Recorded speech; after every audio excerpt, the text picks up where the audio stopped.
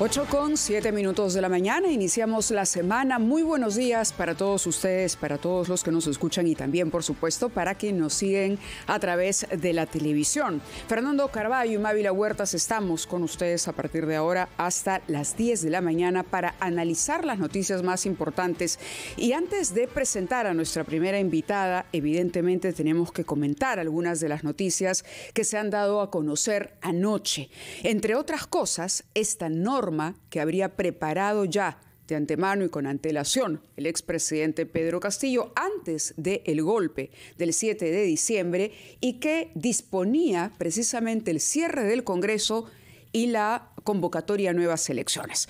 Un documento importante que fue encontrado por la Fiscalía durante las investigaciones que ha hecho tras el golpe del 7 de diciembre, pero que abona Fernando, sin mal no recuerdo, fue una de las afirmaciones que hizo la periodista de Canal 7, cuando se expresó, cuando dijo que había conversado y le había preguntado a Betsy Chávez qué va a pasar, sorprendida por el mensaje que había dado Castillo. Bueno, Betsy Chávez le habló que no se preocupe, que se iba a convocar a elecciones y que ya estaban trabajando en una ley. Esto simplemente lo que hace es corroborar que ese golpe no fue producto de un momento, ¿no?, de pronto de arranque, de desesperación de Castillo.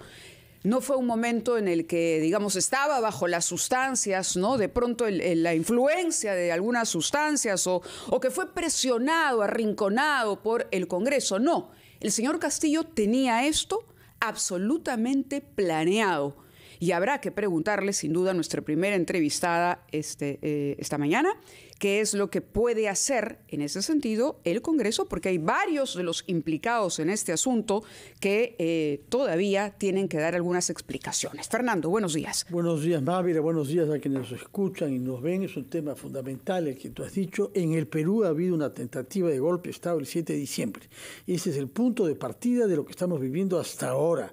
Y hay que naturalmente oponerse con fuerza a quienes ponen en duda esto, como es el caso del presidente mexicano y el de Colombia en el extranjero, pero también en el interior de nuestro país.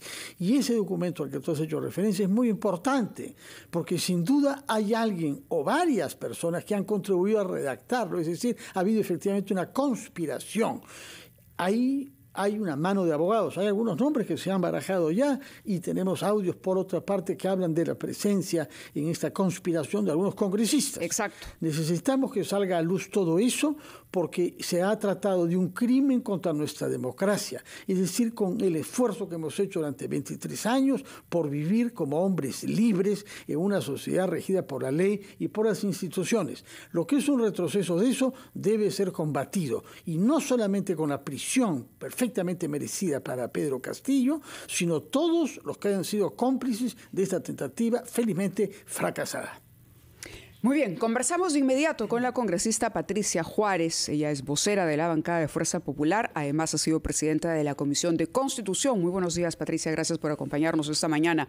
Y en principio queríamos comentar con usted cuál es su lectura, su análisis tras conocerse esta información. Se habla, por ejemplo, hay un personaje muy cercano al Partido Perú Libre que señala que esto habría sido coordinado además con el entorno del congresista Guillermo Bermejo, un abogado, Alberto Nieves Vela, quien fue guía en capacitaciones de personeros del Partido de Perú Libre antes de la segunda vuelta electoral. El señor Bermejo sigue siendo congresista. Por otro lado, también está involucrado en este asunto. La investigación fiscal compromete también al exministro Sánchez, entonces, que también es congresista ahora. ¿Cuál es su análisis inmediato? Bueno, Rebajatucuentas.com abre puertas donde otras se cierran. Con tasas desde 1.6%, impulsa tus sueños con préstamos con garantía hipotecaria. Empieza este viaje hacia el éxito. En principio, nosotros en la subcomisión de acusaciones recibimos los testimonios de muchos de los involucrados y, por supuesto, esto nos lleva a recordar lo que en ese momento todos ellos dijeron. Nadie sabía nada. Todos fueron sorprendidos. Todos en ese momento tomaron conocimiento cuando de pronto oh sorpresa, los reunieron para otra cosa y el señor Castillo salió a dar una lectura que nadie esperaba, de acuerdo al testimonio de todos ellos. Ahora vemos que la verdad sale a la luz, porque finalmente, digamos, no hay crimen perfecto y en este caso este tipo de hallazgos obviamente nos llevan a determinar que sí ha habido una conspiración, porque era imposible presumir que fuera solamente Castillo el que de pronto él redactó, porque esa fue inclusive una de las preguntas que se le hizo al entonces ex premier Aníbal Torres respecto a que sí, por ejemplo, Pedro Castillo tenía la capacidad de sentarse por lo menos a redactar un documento en ese momento, ¿no? Bueno, lo cierto es que es importante que esto salga a la luz, que las investigaciones de la Fiscalía continúen, porque tenemos que llegar a la verdad sobre esta situación y seguramente habrán más involucrados en la conspiración y tendrán que responder ante la justicia en este caso por pretender violentar la democracia en el país. Muy bien, Patricia Juárez. Hablemos entonces, una vez aclarado ese punto, sobre el cual que no quedan ya muchas dudas, de la situación de su partido, Fuerza Popular, puesto que Keiko Fujimori, su ex cónyuge y otras personalidades han sido objetos de una medida, de una solicitud de medida por la Fiscalía para proceder al juicio propiamente tal. Hay un comunicado de su partido Fuerza Popular que denomina esto una persecución política. ¿Por qué creen ustedes que no se trata de un procedimiento fiscal, tal y como se ha hecho con otras personalidades políticas, todas las cuales han dicho lo mismo que ustedes, que se les está persiguiendo políticamente? Esto va desde Toledo hasta Pedro Castillo, pasando por todos los del medio que hayan ocupado cargos presidenciales u otros, alcaldesa, por ejemplo. Por eso quisiéramos que nos explique como abogada usted y como expresidenta de la Comisión de Constitución, ¿por qué ven en esta decisión fiscal solamente una persecución política? Bueno, Fernando, hay varias razones realmente para poder establecer que efectivamente ha habido una serie, o existen una serie de deficiencias en la investigación fiscal. En este caso, el fiscal pidió 19 medidas a ser cumplidas, entre ellas, por ejemplo, la suspensión en las actividades de Fuerza Popular, entre otras. Fueron 19 y una reparación civil de 1 millón de soles. El juez analizando en esta situación en la que se encuentran, en esta etapa del proceso, y determinó que solamente una de ellas, que era el impedimento de salida del país, era la que debía de aplicarse. En principio, el impedimento de salida se aplica porque existe o peligro de fuga o obstaculización en la justicia. No se dan ninguno de estos supuestos porque la conducta de Keiko Fujimori ha sido ejemplar de manera procesal. Ella se ha presentado en todas las citaciones que le han dado, y además tenemos que recordar que inclusive la primera detención que hubo en el caso de Keiko Fujimori fue cuando ella iba a prestar una declaración a la Fiscalía. Jamás ha rehuido, ha pedido la autorización en todos los casos, inclusive para salir de una provincia a otra, y ha informado de manera prolija al juez siempre de todas las salidas que pudiera haber tenido, por ejemplo, en tiempo de campaña. A pesar de eso, y no siendo la etapa en donde se suele solicitar el impedimento de salida, el juez lo ha, digamos, señalado que debe darse, y esto, digamos, es algo que viola y atenta contra los derechos de una persona que está siendo investigada ya 6 años por este caso, y en esta etapa intermedia ha pasado 2 años. Entonces, realmente creemos que hay un exceso en solicitar esto, porque finalmente viola los derechos a libre tránsito, a la posibilidad de poder, digamos, ejercitar sus derechos de manera absoluta, ¿no? Entonces, este es un tema que creo que debe ser revisado por el Poder Judicial. Ha habido una apelación. Recordemos que al fiscal el juez le ha devuelto en 11 oportunidades los actuados, porque hay una serie de incongruencias que creo yo que en la etapa de la acusación, que esperemos que sea, digamos, rápida y que pueda terminar lo más pronto posible y no estar condenando a una persona a estar año tras año investigada, y por supuesto ver también la incompetencia de parte de la Fiscalía, y el juez ha tenido en muchas oportunidades que enmendarle la plana, ¿no? Son las 8:17, Patricia. Tenemos que ir a una pausa, pero le pido por favor que nos acompañe todavía un momento más, porque Fuerza Popular ha insistido que aquí hay una suerte de obsesión con Keiko Fujimori o de intereses políticos que podrían estar detrás de estas decisiones que toma la Fiscalía y en este caso también el juez Richard Concepción Carhuancho. Sobre eso quisiéramos ahondar, pero vamos a la pausa y regresamos. Ya son las 8:18, estamos en Ampliación de Noticias.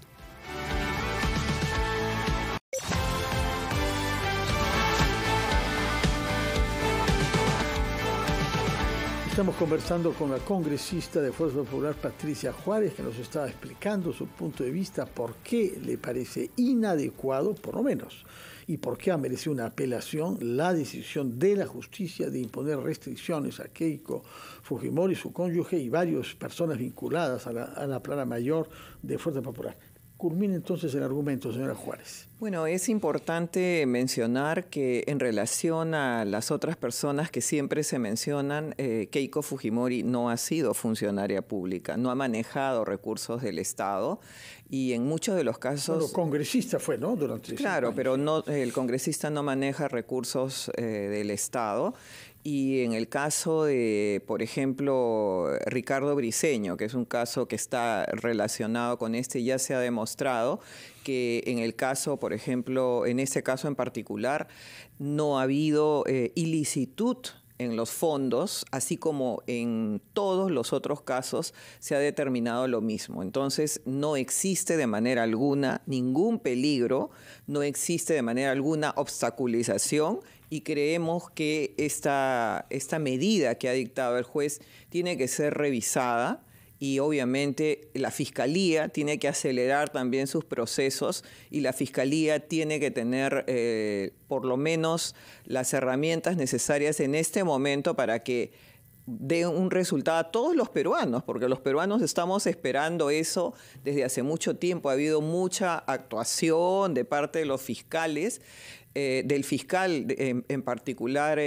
José Domingo Pérez, pero sin embargo vemos que la tarea que le correspondía hacer no ha sido la adecuada, lamentablemente, y se tiene, por supuesto, se espera que por lo menos en esta etapa haya celeridad para que finalmente los derechos de las personas no sean vulnerados, ¿no? De acuerdo, queríamos preguntarle también por la moción de interpelación que usted ha impulsado en contra del ministro de Energía y Minas. Este jueves tendrá que responder el ministro a una lista de 23 preguntas que, entre otras cosas, aborda el tema que ya se ha hecho público de la declaración jurada, de estas omisiones del ministro Vera. No puso en su declaración jurada de intereses que había sido él sancionado administrativamente en ocasiones anteriores. El control político del Congreso. Hay quienes dicen que este control político está bastante debilitado, si se quiere. No sabemos si voluntaria o involuntariamente, pero es el ministro de Energía y Minas, es la ministra de Salud, el tema propio de la influencia, por ejemplo, del señor Nicanor Boluarte, ya se ha tocado el tema también. ¿Cómo analiza usted o cómo cree que se va a proceder en el caso de estas interpelaciones? ¿Tendrá su moción de interpelación apoyo? ¿Cuál será la conclusión? ¿Cree que el ministro salvará, digamos, ese cuestionario que le harán los parlamentarios este jueves? Bueno, por lo menos ha habido una situación extraña cuando se votó la admisión a debate de la interpelación. Nosotros la presentamos, entre otras cosas, por lo que mencionas, Mávila, porque ha habido omisiones en la declaración, pero también por un hecho grave. O sea, el ministro ha declarado que los lotes petroleros que están próximos a culminar su periodo de concesión deben regresar a Petroperú para que sea Petroperú quien los administre, y eso nos parece gravísimo en la situación en la que sabemos y todos conocemos que está Petroperú. Pero lo curioso de la admisión a debate ha sido que, por ejemplo, todo el grupo de Perú Libre y de izquierda votó en contra de la admisión a debate. O sea, en realidad, digamos, no entendemos en qué momento se volvieron nuevamente oficialistas.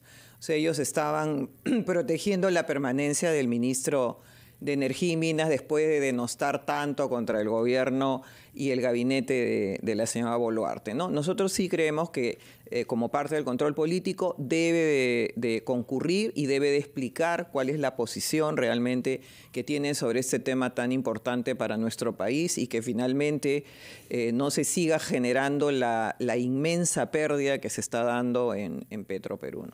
Sobre la Convención Interamericana de Derechos Humanos y el proyecto que está impulsando el almirante Jorge Montoya, congresista de Renovación Popular, ¿Fuerza Popular ya tiene una decisión tomada? No nos hemos reunido. Entiendo que esta semana que pasó, que ha sido semana de representación, que todos están en sus regiones, fue presentado por el congresista Montoya. En particular, digamos, yo creo que este proyecto atenta contra el artículo 57 de la Constitución Política, que señala que es el presidente de la República el que tiene la iniciativa para la denuncia de los tratados, ¿no? Así que creo que me parece que no va a correr, digamos, por lo menos la aprobación que espera el congresista Montoya.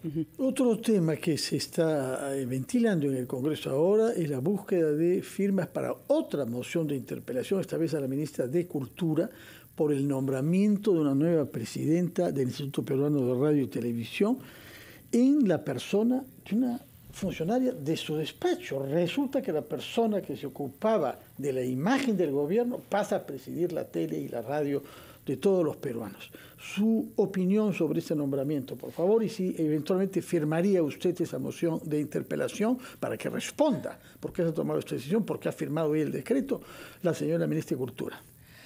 Es difícil de entender por qué el gobierno, que finalmente tiene, creo que, una tarea importante en momentos de crisis del país y que en muchos de los casos, digamos, ha tenido por lo menos la esperanza o la confianza de que haga un gobierno adecuado para las circunstancias que vivimos, esté, digamos, designando o esté formando un partido político, porque eso es lo que sabemos del caso de la familia o del hermano de la señora Boluarte.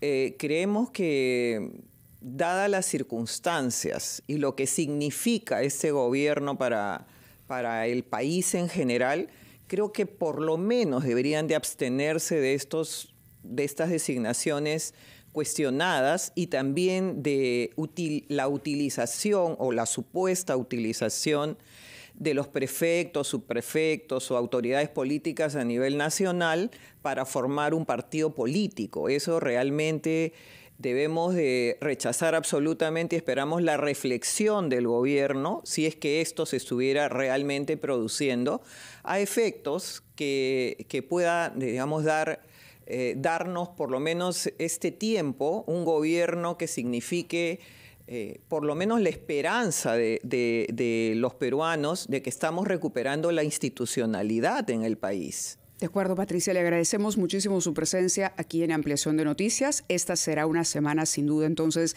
interesante en el Congreso de la República. Culminó ya la semana de representación y bueno, vamos a ir nosotros a una nueva pausa. Gracias nuevamente, 8:31 y regresamos.